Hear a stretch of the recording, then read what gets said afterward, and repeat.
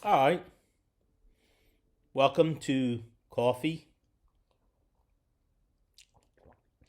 and Chatter. Today, I would like to discuss deficits, debt, and debt service. Now, my text is over here, so I guess you'll see my eyes trying to deal with that and the fact that there's glare in these. See that glare? Okay. So, I'm trying to deal with that. So, quickly, a deficit arises when there's not enough capital to cover the cost of a purchase. There are different ways to deal with the deficit created in this instance, one being the accumulation of debt via loan to cover the shortfall. The payback of the loan involves not only the payment of the original principal, but the interest as well, which is basically the cost of money over time. This is all basic stuff. Now, governments get operating capital by collecting taxes, right? Monies collected by governments are for the purpose of funding the government's responsibility to the people that it governs. Unfortunately, many governments have lost the art of budgeting tax revenue, and no matter how high the taxes are raised, to bring in the capital they need, there are always more expenditures politicians want that exceed revenue. A federal balanced budget, which you might have heard about, and a lot of people want, which I don't know that we're ever going to have, refers to a condition where the taxes collected cover the expenditures of government. Unfortunately, the not so dirty anymore little secret is that the U.S. has not had a balanced budget in a very, very long time. All right, now there is the lie, the myth that is propagated that Bill Clinton delivered two budget surpluses, I believe in 1999 and 2000. But I'm going to point you to another YouTube video of mine entitled Living Off Debt. Nice work if you can get it, where I exploded that myth. It's just not true, and I'm not going to take the time to go over it again here. You can see it there. So when tax revenue does not cover budget expenditures, a deficit is created. When money is borrowed to cover the shortfall, then debt is created. The typical way to deal with debt is to establish a payback schedule. If you have a mortgage or a car loan or anything like that, you know what I mean. You have to pay it back in a certain amount of time. Unfortunately, since any idea of living under a balanced budget was pronounced dead on arrival way back in the 50s, I've not heard any real talk about reducing our debt. What I do hear are promises to reduce the deficit, in other words, the yearly shortfall, as if that's the main concern. No, the main concern is that every time we have that shortfall, the debt gets bigger. So we don't hear any talk about paying down the debt. We just get promises about reducing the deficit, which we haven't done that either. Not worked out very well, has it? Paying the debt seems to be completely out of the picture, especially when we can't live without massive borrowing to fund our operating budget. Now, agreeably, some debt is unavoidable. If you fight a war, you're going to get debt. Unfortunately, we've been fighting a lot of endless wars, and that is unacceptable debt. But again, we're way past that, and we spend money like it's water. There doesn't even appear to be a whisper of a possibility that we will pay the debt down. That's just, nobody even talks about it. I don't get it. So, one of the things I've often wondered is how politicians think it's prudent to borrow money and then include in the budget using the taxpayers' collateral because we're shouldering the debt. And then they give it away, whether it's here or overseas. We give money to other countries. We borrow money and give it to other countries.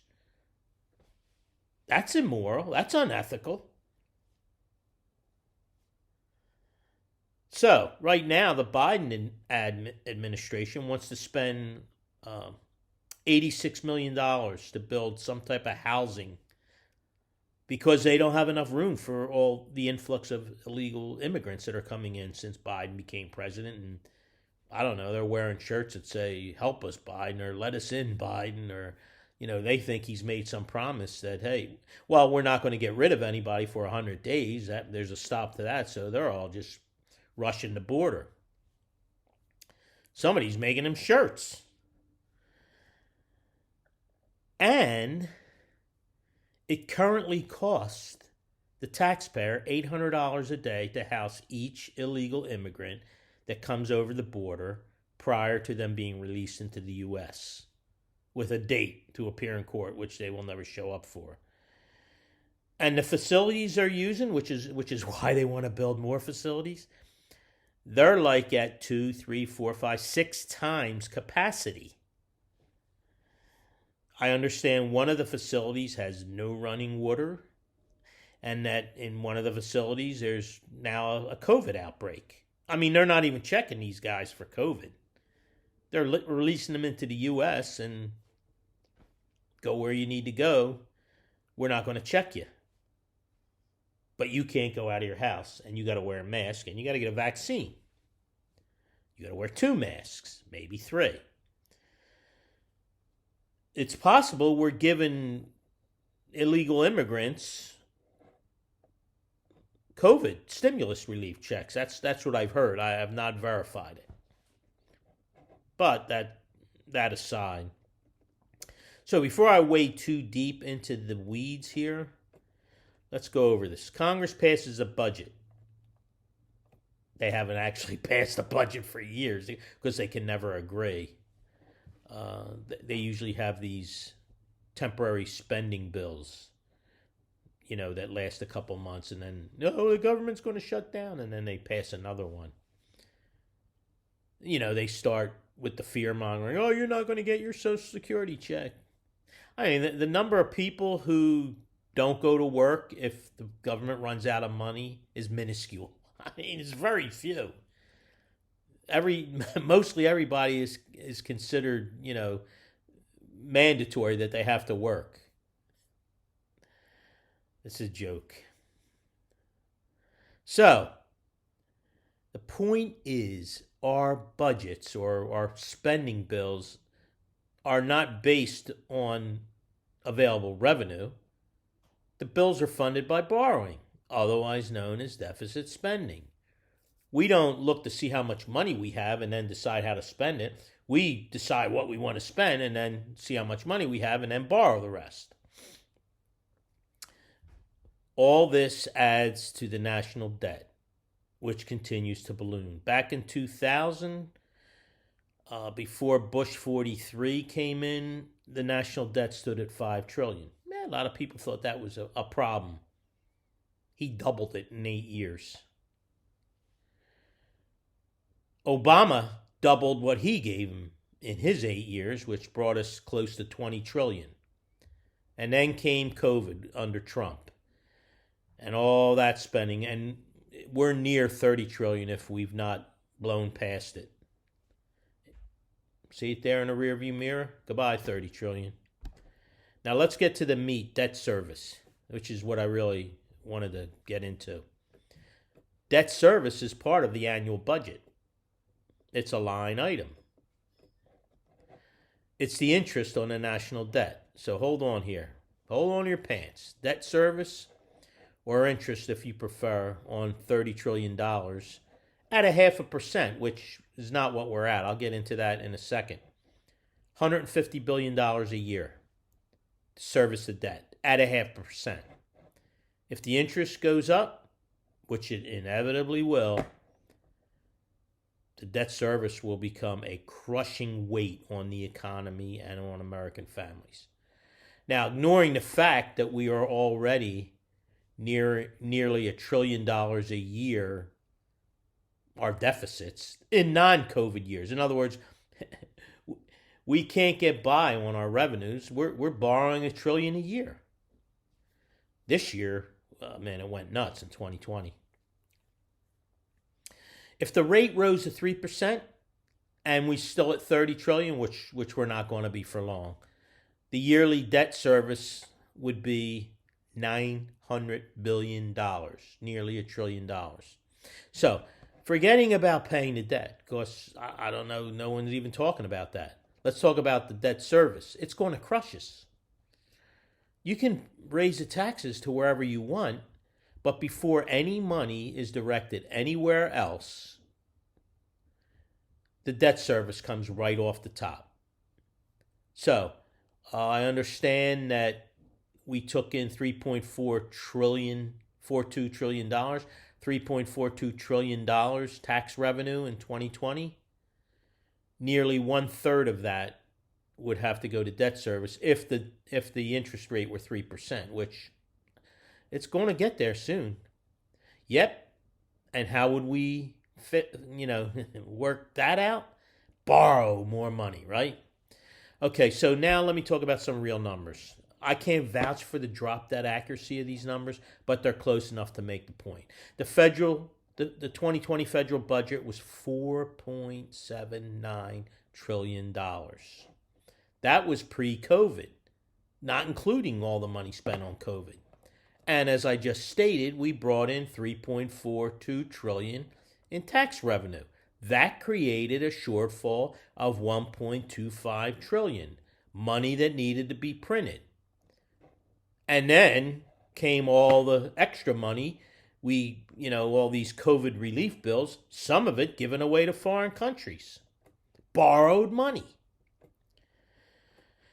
All right, the federal budget consists of three things: mandatory spending, discretionary spending, debt service. Mandatory spending are government-funded programs such as Medicare, Medicaid, and Social Security. They're mandatory. You can't get away from them. You promised me a Social Security check, you're going to give it to me. Discretionary spending, which, you can spend more or less there, that's defense-related departments, military spending, veteran affairs, DOD, and Homeland Security. And then there's debt interest, which we've already discussed. That's mandatory as well. That's the first item that gets paid. As far as discretionary spending, there's no sense discussing it here, but the U.S. spends more than the total of the next 10 highest countries spending on defense. That is a topic for another time, but is not germane to my point, so I'm going to move past that. Again, discretionary spending can be reduced or increased. Depends on what the politicians do. The interest, however, on the national debt is the fourth largest budget item in the fiscal budget. And this is interesting, something I read. The intragovernmental debt is not used to calculate interest payments, since this is really money the government owes itself. All right, so in other words, the money it gets from Social Security, which I discussed in a previous discussion, which is living off debt, nice work if you can get it, which you can find in my YouTube channel. I don't know what they're saying. It's not calculated into the interest payments. I don't get that, but they don't pay interest to Social Security. That's obvious. So, additionally, I'm finding out that the overall average of interest on the national debt is really more like 1.4%. Now, I have to assume that's because you take the Fed rate and then you take Treasury bills. I mean, they sell Treasury bills to raise money. People think it's a good idea to invest in the U.S. government, as I've stated elsewhere. But you're not going to get any buyers at 0.5%. I don't know what they're paying for Treasury bills. I don't know what they're paying for savings bonds. But I guess when you average it out to all the money that is borrowed and at the lower interest rate, you come up with 1.4%. So, Again, an old number, $30 trillion. The interest on that, $420 billion. And if the interest rate increases, boom. So, the only way to continue to service the debt in the face of rising interest rates, inflationary pressures, and more debt is to raise taxes. Joe Biden has already promised to do that. Every time the taxes are raised, working families get hammered and they lose wages. It's obvious. So who's going to service the debt as it continues to grow? Your grandchildren and beyond? Seems kind of immoral for us to live our profligate lifestyle off of them, doesn't it? Well, that's it for debt service. Thanks for listening to Coffee and Chatter. See you next time.